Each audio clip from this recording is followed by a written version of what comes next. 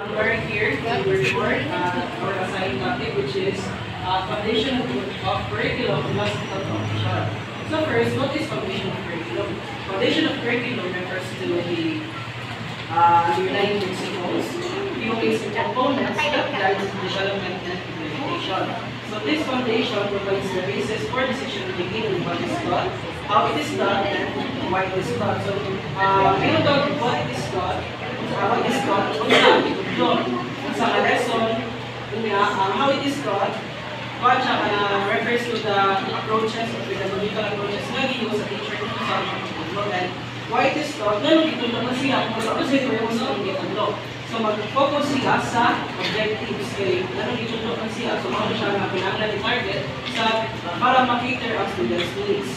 So philosophical foundations of curriculum. Philosophical foundation of curriculum development provides a critical framework for understanding how educational systems are designed, structured, and implemented. So this foundation refers to the beliefs, values about knowledge, learning, and education that shapes the goals of our curriculum. So meaning, kani siya ang foundation sa curriculum, kanang utabang siya para ma-shape kung siya ito ang nagbutang sa curriculum, what are the pedagogical approaches, or saan natin pag-assess sa bata para ma-cater din ang kailangan ka ng mga needs. So overview of philosophical foundation. Philosophical foundation of curriculum focuses on fundamental beliefs about knowledge, reality, and values, shaping how educators think about teaching and learning. So this foundation influences decisions about educational goals or what should students learn or purpose of education. So all ito, what is not why it is not also purpose mo ito siya. So mag-base siya sa objectives of sa lesson. So kung mag-iwag kalita ka na learning objectives or sa educational goals, dapat ito gawin ito ng SMART method, which is specific, measurable, attainable, relevant, and relevant. Okay, this is not for mag-iwag ang objectives na dili align sa grade level sa usa ka pupils. Once magod na mag-iwag ang objectives na kalalitan, grade for ang tinutuluan, unya, ang inyong objectives ng mahimo, dili attainable sa grade 4 na pupils, which is ma-attain siya sa grade 6. So, ma-confuse din ang mga bata. Kaya lagi, dili man attainable sa, dili pa rin ang ilang utong para mo attain atong lesson. Second is curriculum content. What should be included in the curriculum or nature of knowledge? So, when we are making or we are mag-iwag ang curriculum, dapat kung ato sa consider kung sa iyang mga sunod same sa akong gisulti kanina na dapat attainable po sa mga learners. Dapat align siya sa grade level o age appropriate po siya. Kaya listen mo kung ito ang butang niya, madili angay sa kanang atong grade level. So, diba, please go sa presentation. And last one, teaching method, how should knowledge be imparted to student or pedagogical approaches. So, when we are making curriculum, dapat po nasa take consider na teaching approaches. Kaya, may mga tao kanang learning outcome or kanang learning objective. So, dapat i-apply sa na ito kung sa mga strategies, mga approaches na gamito sa teachers para ma-deliver ito ang lesson. May simple po ito kanang panalitan. Labi na karoon na nagpuyo sa 21st century, which is ang student ng center sa teaching learning process. So, isip po yung ibutang sa curriculum na teacher-centered, so meaning dili na siya appropriate sa karoon ng era. Kaya more on skills man ito na ito kung dili man ang kanang information sa kanang makuha sa bata. Okay, diba, ang learners is moment mo sa kanang para makatunan nila katong take ownership of learning. And the last one is student and teacher role. Alright, what are the roles of student and teachers in the learning process? So, apply na siya sa curriculum kung sa ang mga buhaton sa mga learners o sa teachers. So, kapantay makro-detail na sa pag-ipahiwag na ito, di ba na the teachers activity and students activity. So, dito na ito makita kung sa din ang role din sa teacher. It's either facilitator ba siya or kanang advisor, instructor, or mentor. Kung may itong facilitator, it guides the learning process. While a mentor, siya, kami na ugibong advice. Well, sa to, ang instructor, ugibong instruction ba, which is mag-focus siya sa lesson content. Kunya sa ang student po, nasa siya ilang kaugaling ng oras, so pwede siya ngayon ka na sa manager kalagay, na naman siya ilang kaugaling ng rule. Sabi na ganang time management, na ginagawa siya matulog sa mga siya ay role po sa specific na lesson na nihakan sa teacher. Reggae. Now let's proceed to the key philosophies and their influence. First is the idealism. So from the word idea, it comes from our mind. So idealism, the reality is based on ideas and the mind, not material objects. So idealism assumes that the ultimate reality is rooted in the ideas and the mind rather than in the physical world. So wala siya na-base sa ayaw mga butang sa palibot, nag-base siya sa So, according to this philosophy, what we perceive as reality is shaped by our thoughts and consciousness, suggesting that truth is existed in a higher spiritual or mental realm. Then, the vertical influence. It focuses on eternal truths, knowledge of self, morality, and wisdom. So, when we say eternal truth, with the word eternal, it is everlasting or forever. Like, dili siya ma-change. So, when we say eternal truth, it is the truth that is all time the same. Di siya ma-change sa oras or sa mga any situations. Kung sa tinuod, knowledge na siya. Then, knowledge of self. So, na-knowledge sa ikaw, ganun lang ang mind. For example, na-uyap. So, yung uyap kay, wala siya time. Hindi na siya wala siya already yung assurances. So, hindi kami kumawali yung since wala na siya time, hindi na siya good sa yung mental health, hindi mo siya let go. Dahil ang morality, diba na siya isa yung morality no? Moral ito, what is right and wrong, what is good and bad, and the wisdom. So, another word from wisdom is that our knowledge. So, knowledge about sa mga past na mga situations and experiences. And also, emphasis is placed on the study of classic literature, philosophy, and the arts to develop intellectual and moral reasoning. So, idealism also influences our education, ethics, and personal development. Encourages students like critical thinking, creativity, and intellectual ideas. Then next is the realism. So, realism, the reality exists independent of the human mind. Knowledge is derived from the physical world and sensory experiences. So, according to this philosophy,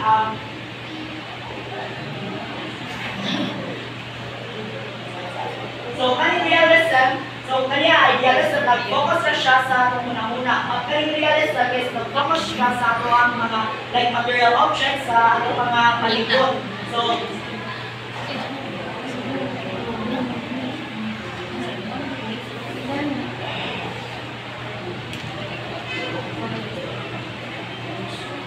So according to this philosophy, knowledge is gained through direct interaction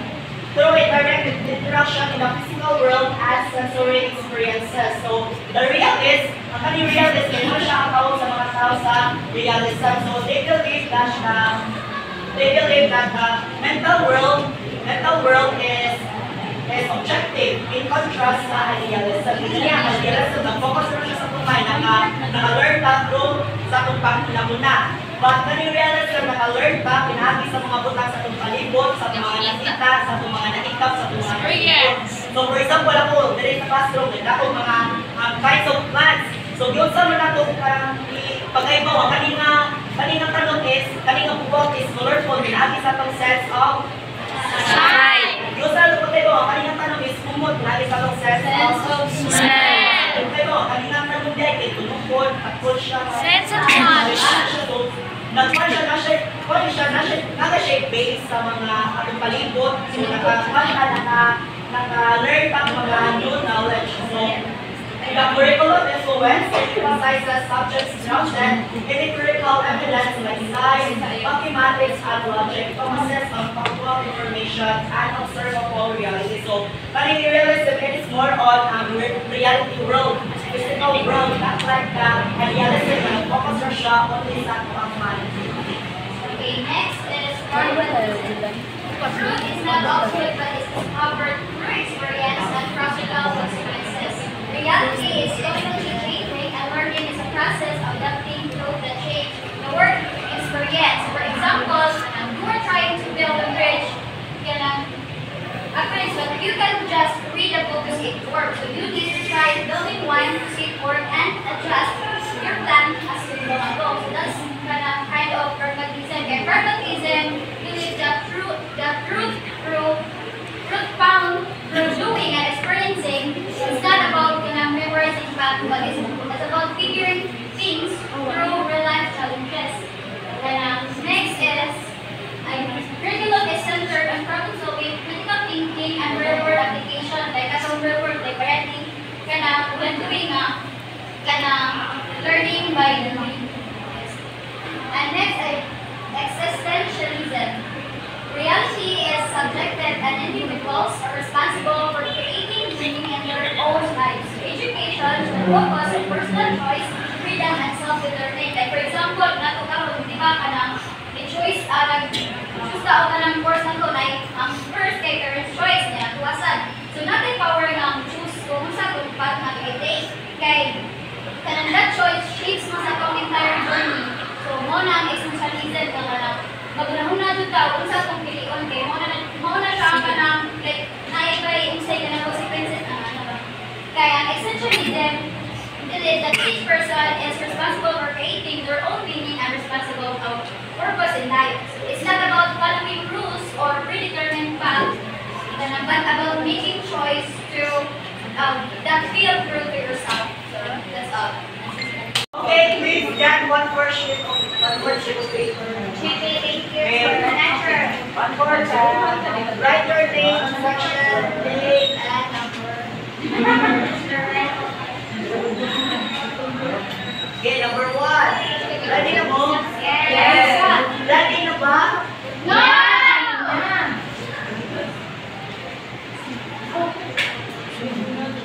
Okay, number 1. Reality is based on ideas of the mind, not material objects. A. Realism. B. Existentialism. C. Pragmatism. D. Idealism.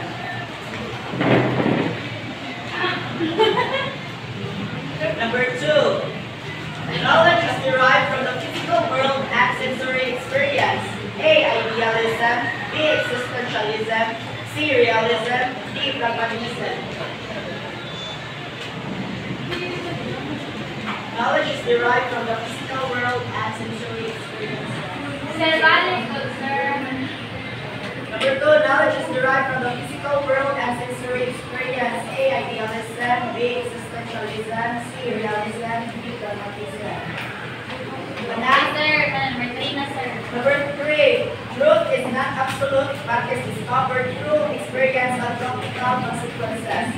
A. Idealism. B. Pragmatism. C. Realism. D. Existentialism.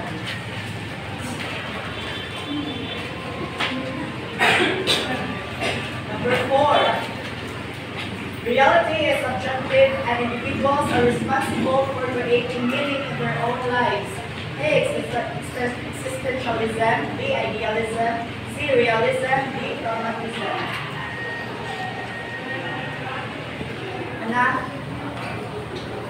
5. Truth is found in a higher spiritual or mental realm.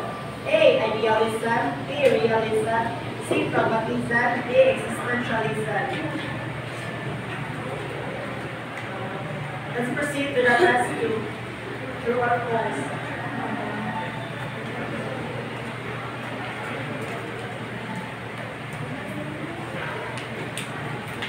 Right, true or false? Okay, number 1, the philosophical foundations of curriculum development provide a critical framework for understanding how educational systems are designed, structured, and implemented. True or false? False. Number 2. The philosophical foundations of curriculum focus only on fundamental beliefs about knowledge.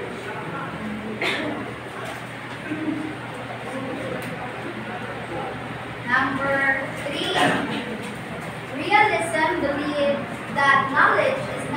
derived from the physical world and sensory experience. True or false? Realism believes that knowledge is not derived from the physical world and sensory experience. True or false? Number 3, ma. Number 4. Idealists believe that reality is based on ideas and mind, not material objects. True or false?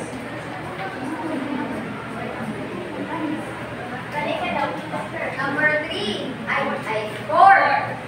Idealists believe that reality is based on ideas and the mind, not material objects. Okay. Number 5. Existentialism believes that reality is subjective and individuals are responsible for creating meaning in their own lives. True or false? Number 5. Existentialism believes that reality is subjective and individuals are responsible for creating meaning in their own lives. Number 6 na. Mana? Pragmatism believes that truth is not absolute but is discovered through experience and practical consequences. True or false? Pragmatism believes that truth is not absolute but is discovered through experience and practical consequences. Last number 7. In pragmatism, reality is constantly changing and learning is the process of adapting to the change. Nana? Despina? Yes. Okay, just guys. Enumeration. Enumerate the 4 key philosophies